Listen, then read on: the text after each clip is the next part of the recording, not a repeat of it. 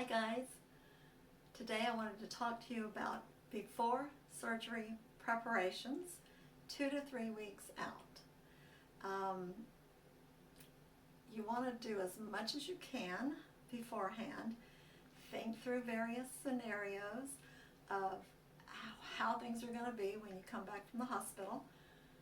You may come back the same day of the surgery. Mine was in the morning, and then I came back about 3 o'clock in the afternoon.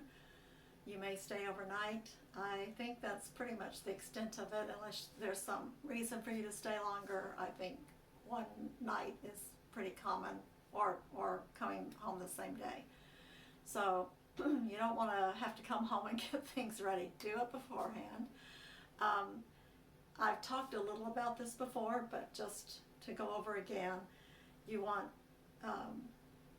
you're not going to be in bed the whole time. So be prepared that they're going to want you up and walking. In my case, they said once an hour for about 5 minutes. Each doctor may be different. Always remember that your experience and my experience are going to be different. Your doctor is going to be different. Your physical therapist is going to be different. So you're not going to do exactly what I do, but some of the things are pretty consistent from person to person, and preparation is one of those things. So in preparation, you need to think about where in bed, what you need to be comfortable. Maybe you have a bed that is motorized that goes up and down. Maybe, probably you don't, but be thinking about how to elevate your head so you can watch TV if you have a TV in there, or what other entertainment you know, if you want books or music, podcasts, whatever, be thinking of what those things are. Charge whatever you need to charge, and have those things ready to go when you get back. I was awake, plenty awake, when I came home. I didn't want to sleep or anything. You may want to, but just know you have to get up and move around. So I had a bedroom that I slept in, and then I didn't have a good place there to sit, so I used a guest room. I was able to borrow a recliner, but you don't have to have one. You can have an ottoman to put your feet on. You can, if you want further details, I have some videos that say tips and tricks, and I talk about the different products I use, but I also have this little stool I put my feet on. I had a wedge pillow that I used even with the recliner to get my feet higher. If you don't have that, you need a bunch of pillows to put under your legs to get them as high as you can get them, both in bed, lying down, and in a chair. Key is elevate and ice, and they'll provide that or show you how to ice and what to do with that. But get your chair ready, get your pillows ready, get a table handy, any paraphernalia you think might need, note paper, whatever you think you might need, phone charger. So prepare your room. You'll probably need a cane and a walker. You start out with the cane, you start out with the walker, and then eventually you go to a cane. My hospital helped coordinate all that, made sure I had a walker ahead of time. I already had a cane, so I don't know what they probably would have provided that as well. But I imagine your hospital will do the same. They were great about coordinating stuff and making sure I was on track and doing what I needed to do when I needed to do it.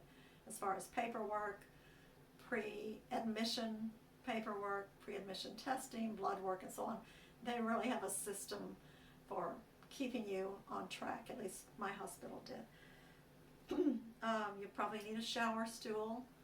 I already had one. They're pretty inexpensive. You can get them at Amazon, and they may provide that through Medicare or different things. So, but a shower stool is good. Make sure you have someone to help you. If you live alone, this is pretty important. At least the first couple of days, it's good to have someone there at least part of the time. Just to help you. If you won't take a shower for the first few days, but when you take your first shower, you want to have someone in the house when you're doing that. So just have a friend, an adult child, somebody who is available to help you at least in the first couple of days, especially the first day home, but first couple of days. And then spend a little time preparing your helper. And you may have to hire somebody, but maybe someone from your church can help. Just find somebody for a few days. And then prepare that person, tell them what your expectations are, show them where things are, and just so they go into it knowing what you expect, and you know that they have some idea of what to do. You need some way to organize your pills, and I've shown that in my tips and tricks video, but however you want to do it, but some way to organize them, and probably have a person help you get that organized the first couple of days. You'll probably come home with those pills, or someone may have to pick them up at CVS, that's mine, but any pharmacy that you use, someone needs to get those for you. My hospital provided a meds to bed program where they brought them to you before you left. Something else I thought about, I didn't need, but I thought about, is that I might be slow getting up to go to the bathroom, and I was worried I might not make it to the bathroom. So I bought a vinyl cover to put on my bed, a zippered case for my mattress. I ended up forgetting to put it on, and I didn't need it after all. But I also had some of those disposable Chuck pads, and I even had a package of Depends just in case. I just was worried about getting up in time and getting to a bathroom in time if I needed to. I didn't need any of that, but something you might want to consider depending on your personal bladder situation. You want to buy your groceries, think through your meals ahead of time, maybe freeze some meals. I did that for about 2 weeks. I froze any leftovers in little, meal size packets, and I had about 2 weeks of meals frozen, mostly soups and things like that were easy to heat up. And you want to, if you don't want to prepare meals ahead, maybe get some pre-frozen meals or something, so you don't want to have to be worrying about fixing meals. Another thing I did, I eat eggs in the morning. I just boiled a bunch of eggs so that it was easy. Someone could just, peel a couple of eggs and bring them to me, and that was very handy. I also drank Gatorade a good bit. I found I was sort of dehydrated, so I bought Gatorade, had that on hand.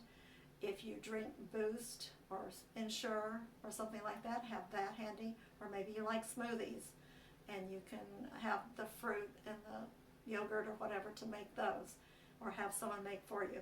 So just think that through, and you're good. Just prepare. I also watched a lot of YouTube videos about surgeries. You may not want to know what they're going to do. I do. The more I know, the better I feel. I just like to know everything that's going to happen. There's wonderful stuff on the internet, either on YouTube, and they have animated things, so you're not actually looking at blood and gore, but they also show some real surgeries. So if you're the person who likes to know what's going on, or you could read about it. But I found YouTube to be very helpful that way. So that's pretty much it.